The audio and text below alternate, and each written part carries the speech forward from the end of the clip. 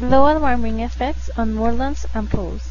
Global warming is the term used to refer to the phenomenon of the rising on temperature of the atmosphere and the oceans.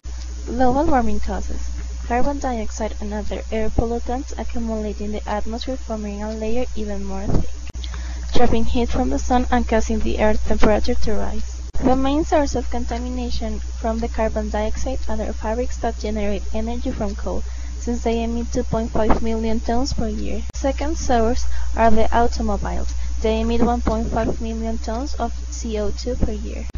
The climate changes because of natural processes, both internal and external, like volcanic emission and other greenhouse effect gases.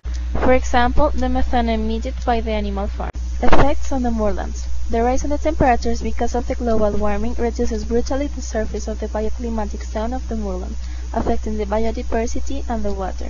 The moorlands and the glaciers are sources of hydrographic basin, which are converted in a water fabric that supplies 1.5 million residents of a region and large agricultural areas.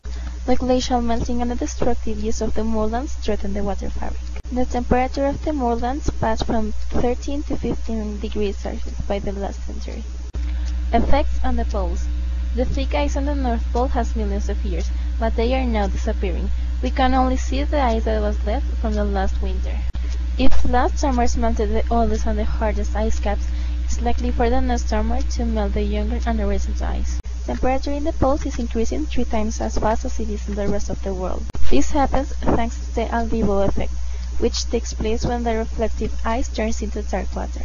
That means that ice reflects heat and doesn't absorb it. On the other hand, dark water doesn't reflect, but it absorbs the heat.